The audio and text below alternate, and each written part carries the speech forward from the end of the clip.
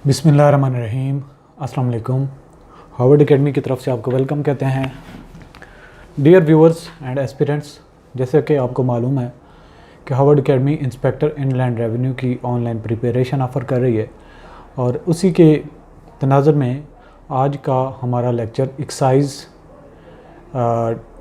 Duty पे है, यानी कि फेडरल एक्साइज़ ड्यूटी एक्ट 2005 और इसका रूल्स भी 2005 हैं। और अब जो सेशन हमारा स्टार्ट है Levi collection and payment of taxation, और टैक्सेशन से या मुराद हमारा एक्साइज़ ड्यूटी से। तो कोई भी गवर्नमेंट की तरफ से ड्यूटी जो आयद की गई होती है उसको हम टैक्स की फॉर्म में ही समझते हैं। तो ये एक स्पेसिफ़िक ड्यूटी है या स्पेशल ड्यूटी है जो कि सर्विसेज पे चार्ज की जाती है। और जैसा कि मैंने पहले भी बताया था कि इसका एक तो मैंडेट ये है कि जो गुड्स एंड सर्विसेज जो प्रोड्यूस होती हैं, सेल होती हैं विद इन अ कंट्री, उसके ऊपर जो एक्स्ट्रा या स्पेशल ड्यूटी एक चार्ज की जाती है उसको हम एक्साइज़ ड्यूटी कहते हैं। और इसका मेन जो हमारा क्रक्स है एक्साइज़ ड्यूटी गवर्नमेंट का आयद करने का मकसद कि अपनी इंडस्ट्री को, लोकल इंडस्ट्री को प्रोटेक्ट करना और लग्जरी आइटम जो इंपोर्ट ज़्यादा हो रहे हों जिसकी वजह से लोकल इंडस्ट्री अफेक्ट होने के डर हो, तो गवर्नमेंट उस पर एक स्पेशल ड्यूटी असाइन कर देती है। और सम टाइम गवर्नमेंट के पास ये ऑप्शन होता है कि वो ड्यूटी और भी बढ़ा दे। बढ़ाने का इसलिए राइट रखा गया है कि जब ये देखा जाए कि किसी भी ऐसी प्रोडक्ट जो हेल्थ के लिए इंजरस है, जैसा कि टोबैको वगैरह, और इसी तरीके से बाकी कोई प्लांट मशीनरी या जो कोई एक पूरी इंस्टॉलेशन जो आपकी लोकल इंडस्ट्री को डिस्टर्ब करती है या उसकी परफॉर्मेंस के लिए एक रिस्क होती है, तो जितना वो रिस्क पोज करती है उतना ही उसके ऊपर ड्यूटी आयद कर दी जाती है ताकि उसकी इंपोर्ट को या उसकी यूज़ को थोड़ा सा रेस्ट्रिक्ट किया जाए। तो आज का हमारा जो लेक्चर है ये चैप्टर 2 है, फेडरल एक्साइज़ एक्ट 2005 का Levi collection and payment of duty. और इसके आज के जो लेक्चर में हमने चीज़ें कवर करनी है वो है बाकी तो चीज़ें हम डिटेल में वन बाय वन कवर करते जा रहे हैं। तो जैसा कि आपको मालूम है कि फेडरल एक्साइज़ एक्ट 2005 है और इसकी एक्सप्लेनेशन में भी जो फेडरल एक्साइज़ रूल्स हैं वो भी 2005 में ही बनाए गए थे, जितनी भी इंस्ट्रक्शंस एक्ट में या ऑर्डर्स हैं उनको इम्प्लीमेंट करने के लिए कि किस तरीके से वो चीज़ एग्जीक्यूट करनी है और एक्ट पे कैसे गवर्नमेंट अमल दरामद करवाएगी through federal board of revenue. तो इसमें रूल्स जो 44 से लेके 47 तक है वो है payment of duty and filing of monthly return. तो यहाँ पे थोड़ा सा हम अगर रोक के इसका जायज़ा लें तो सेल्स टैक्स भी मंथली रिटर्न होता है और इसका भी मंथली होता है। और इस तरीके से जब आप चीज़ को इंपोर्ट करते हैं तो इंपोर्ट की नेचर, यानी कि इंपोर्ट के ऊपर जो ड्यूटी आप आयद की जाती है वो कस्टम ड्यूटी होती है। तो कस्टम ड्यूटी चार्ज की जाती है और इस तरीके से एक्साइज ड्यूटी आयद की जाती है। दोनों की नेचर भी सेम है। और कलेक्शन का जैसा कि सेल्स टैक्स एक्ट 1990 के मुताबिक सेल्स टैक्स कलेक्ट किया जाता है और मंथली जितनी आपकी परफॉर्मेंस होती है आपने रिटर्न फाइल करनी होती है और आपने सेल टैक्स पे करना होता है। इसी तरीके से आपने एक्साइज ड्यूटी के भी मंथली रिटर्न सबमिट करवाना होता है। तो चैप्टर इसका 9 डील करता है और इसमें रूल नंबर 44 से लेके 47 तक, यानी कि फेडरल एक्साइज रूल 2005 ये बताते हैं कि जो हमें कि किस तरीके से एक्साइज ड्यूटी पे करनी है। Deals with the matter concerning payment of excise duty and filing of monthly return. Provision of the rules are summarized below. और इनकी काफ़ी सारी नेचर सेल्स टैक्स के साथ मिलती है। एक तो कलेक्शन का और पीरियड का एक रिजेम्बलेंस है, यानी कि 1 मंथ पीरियड होता है। इसी तरीके से यानी कि इसकी भी एक्साइज ड्यूटी की भी मंथली रिटर्न आपने जब फाइल करनी है तो जिस तरीके से सेल्स टैक्स की मंथली रिटर्न फाइल करते हैं वही तरीकाकार होगा। तो इसमें रजिस्टर्ड पर्सन का होना ज़रूरी है। फिर दूसरा साथ में रजिस्टर्ड पर्सन होने के साथ साथ उस इंडिविजुअल को अपनी पूरे महीने की जितनी परफॉर्मेंस है वो रिटर्न फाइल करनी होगी, प्रॉपर बैंकिंग चैनल से होनी चाहिए। और जो इनपुट टैक्स एडजस्ट के लिए क्लेम करना है उसके लिए भी प्रॉपर उसके पास प्रूफ होना चाहिए, यानी कि वो एक तो रजिस्टर्ड आप पर्सन हो, फिर जहाँ से आपने परचेज़ किया था वो जो ड्यूटी आपको आयद थी इनपुट टैक्स की फॉर्म में, आपने जो इनपुट ड्यूटी की फॉर्म में आपने पहले पे की थी उसका प्रूफ होना चाहिए। और अगर आपने डायरेक्ट मैन्युफैक्चरर से चीज़ नहीं ख़रीदी, सम टाइप गवर्नमेंट के रेगुलेशन के मुताबिक आप डायरेक्ट मैन्युफैक्चरर से चीज़ बाय नहीं कर सकते, तो इस तरह की सिचुएशन में जो ऑथराइज डीलर होता है या मार्केटिंग कंपनी होती है उसका इनवॉइस और जो वो इनवॉइस इशू करती है और उस मार्केटिंग कंपनी ने मैन्युफैक्चरर को टैक्स पे किया होता है, उसकी कापी आपको साथ अटैच करनी होती है एडजस्टमेंट के लिए। तो मज़ीद आपने जब मंथली रिटर्न जाके जमा करवानी है, ये नहीं कि एक महीने की आपकी जो परफॉर्मेंस थी, जितनी आपने उसके ऊपर ड्यूटी जो आपकी आउटपुट के ऊपर थी वो पे की और इनपुट के लिए आपने क्लेम की। तो every person required to pay excise duty shall deposit the same at the time of filing of return by the due date. Due date हर महीने की 15th होती है। जो महीना फंस गया, अब हम सितंबर के महीने में हैं, तो अगस्त के महीने की जितनी भी 1 से लेकर 31 तक जितनी भी परफॉर्मेंस होगी, ड्यूटी आयद की गई होगी, उसकी ड्यू डेट क्या होगी? 15 सितंबर। तो ड्यू डेट को हर इंडिविजुअल जो रजिस्टर्ड है उसको ड्यूटी पे करना होगी। A registered person shall file a nil return where no excise duty is payable for the tax period. यहाँ पे रूल 44 बताता है कि जहाँ पे आपकी रिटर्न जो है वो ज़ीरो है, यानी कि आपने 0% ड्यूटी पे की है, तो भी आपने निल रिटर्न फाइल करनी होगी। ये नहीं है कि आपने इस महीने में कोई ड्यूटी पे नहीं की तो आपने कोई रिटर्न फाइल नहीं करनी, बल्कि रिटर्न आपने फाइल करनी है। आपने डॉक्यूमेंट्स में प्रूफ दिखाना है कि जी इस महीने में आपने कोई ड्यूटी पे नहीं की क्योंकि आपके ऊपर वाजिब नहीं थी इस महीने में।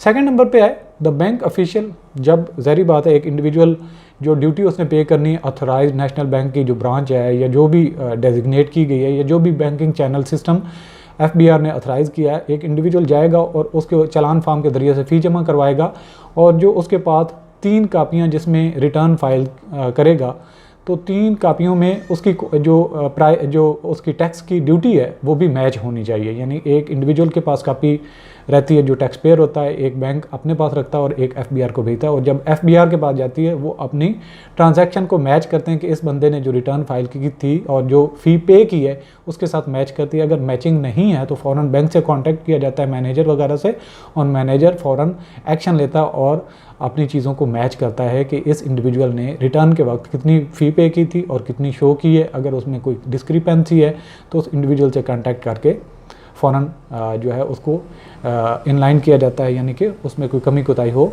तो उसको कंपनसेट किया जाता है और LTU के ऑफिस में ये एक कापी भेज जाती है।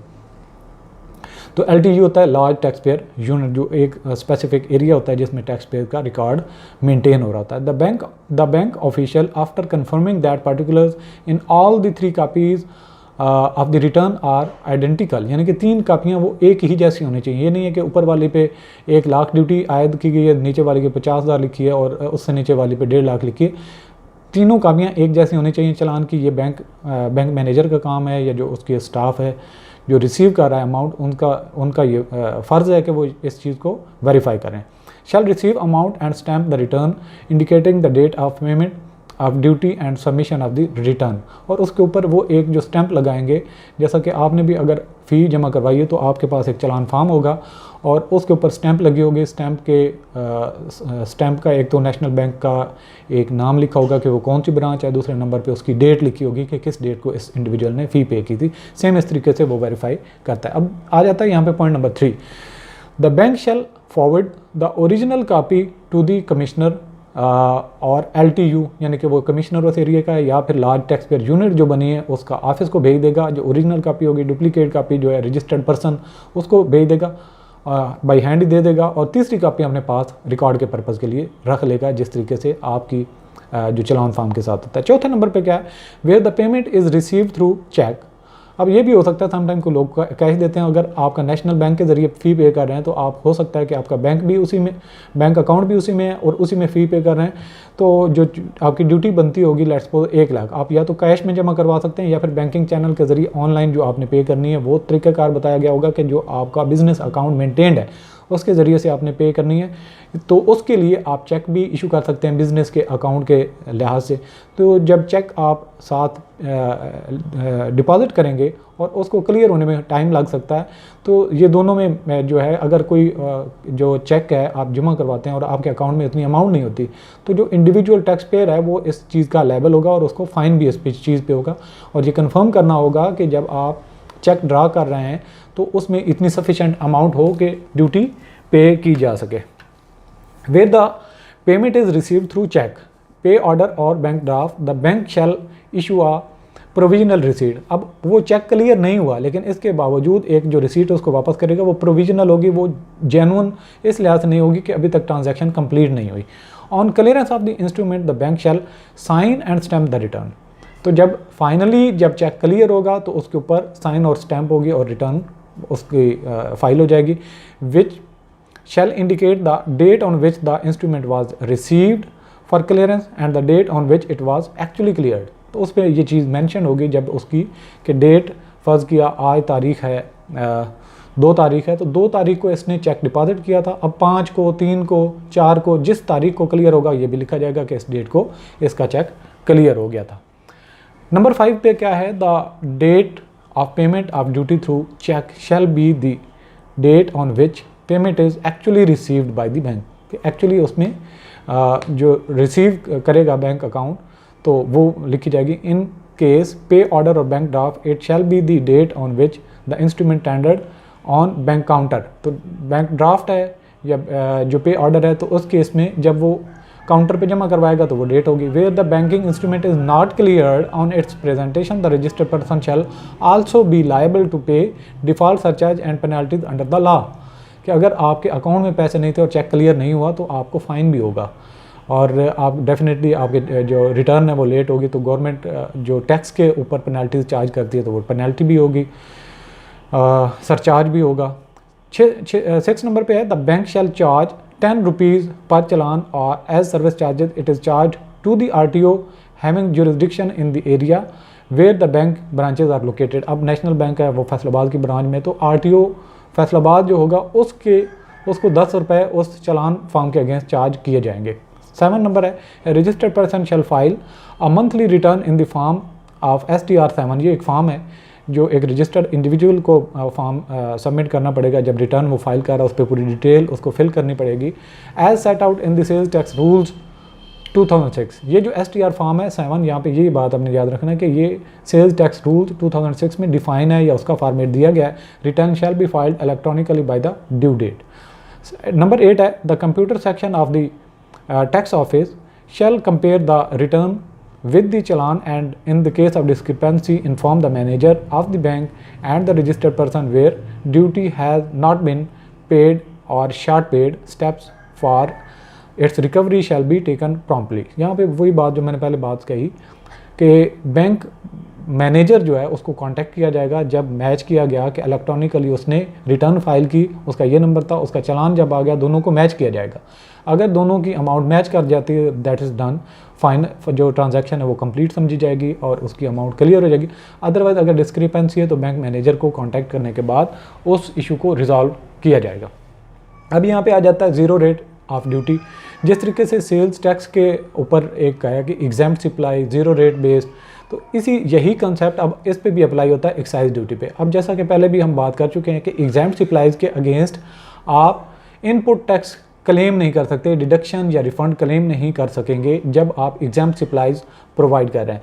तो सम टाइम जो एग्जाम्पशन के लिए एलिजिबल होते हैं और रजिस्टर्ड एक्सपोर्टर होते हैं वो अपने आप को एग्जाम्पशन से निकाल के ज़ीरो रेट या फिर अपने आप को ना रजिस्टर्ड भी अगर करना ज़रूरी हो, यानी कि रजिस्टर्ड करना ज़रूरी नहीं है, वो ये समझते हैं कि जी हम फिर भी रजिस्टर करवाना चाहते हैं अपने आप को कि इसलिए कि हम एग्जाम्पशन अवेल नहीं करना चाहते, हम ज़ीरो रेट बेस्ड ड्यूटी पे करना चाहते हैं ताकि रिटर्न फाइल भी करें और इनपुट जो हमारा टैक्स है उसको क्लेम करें। ये सेल्स टैक्स में होता है और सेम यही कंसेप्ट अप्लाई हो जाता है एक्साइज ड्यूटी में भी, यानी कि जो एग्जाम्प्ट है उस पर आप इनपुट टैक्स क्लेम नहीं कर सकते, उसको एडजस्ट नहीं कर सकते, जबकि ज़ीरो रेट अगर चीज़ें आप एक्सपोर्ट कर रहे हैं या ज़ीरो रेट के बेसिस पे आप फॉल करते हैं एज़ पर द लॉज, तो फिर आप इनपुट टैक्स क्लेम कर सकते हैं। जो चीज़ें आपने वो प्रोडक्शन के लिए, प्रोसेसिंग के लिए, मैन्युफैक्चरिंग के लिए रॉ मटेरियल यूज़ किया था, उस पे जो ड्यूटी आयद की थी, जब एक्सपोर्ट कर रहे हैं तो उस पे आप क्लेम कर सकेंगे। तो ये फ़र्क होता है एग्जाम्प्ट रेट और ज़ीरो रेट ऑफ ड्यूटी में। तो just like the sales tax, the concept of charging duty at the rate of 0% has been introduced in the Federal Excise Act 2005. Now the following goods shall be charged to the excise duty at the rate of 0%. कौन कौन सी? Number 1, the goods which are exported out of Pakistan, जो पाकिस्तान से बाहर भेजी जाएँ, जिनको बरामदात कहते हैं। दूसरे नंबर पे such other goods as may be notified by the board in the official gazette. official gazette में time to time federal government, federal board of revenue notify करता है कि एक्सपोर्ट के अलावा फ़लाँ चीज़ पे भी ज़ीरो रेट ऑफ ड्यूटी आयद होता है। It is important to note that these goods are not exempt from duty rather are excisable. All provisions of the law including adjustment of excise duty paid at the time of purchase of such goods if used directly as input goods shall be applicable to such goods। हम यहाँ पे ये याद रखें कि exempt पे tax नहीं लगेगा, जबकि ज़ीरो बेस्ड जो रजिस्टर्ड होंगे, लेटर ऑन गवर्नमेंट ये कह सकती है कि जो ज़ीरो रेट बेस्ड थे अब ज़ीरो नहीं है, उस पर ड्यूटी आपको पे करना पड़ेगी। तो ये एक रिस्क होता है। जो एग्जाम्प्ट के तौर पर होते हैं उनको ड्यूटी फिर किसी तरह से अगर इनपुट टैक्स क्लेम नहीं कर सकते तो उनको ये भी रिस्क नहीं होता, लेकिन जो बिजनेस मैन होते हैं वो ये रिस्क लेते हैं और उनको ये कंफर्मेशन होती है कि ये ज़ीरो बेस्ड चलेगी, इस पे कोई जो टैक्स अभी आयद नहीं होने वाला, लिहाजा हम इनपुट टैक्स जो क्रेडिट होना है या जो एडजस्ट कर सकते हैं उससे हम फ़ायदा उठा लें। तो इस तरीके से वो ज़ीरो रेट के तौर पे अपने आप को जो है वो एलिजिबिलिटी में आ जाते हैं, रजिस्टर्ड हो जाते हैं और इस तरह की चीज़ों को एक्सपोर्ट करते हैं और इनपुट टैक्स क्लेम कर लेते हैं। तो आज का सेशन यहाँ पे क्लोज होता है। तो इंशाल्लाह नेक्स्ट सेशन में मिलते हैं। All the best. अल्लाह हाफिज़।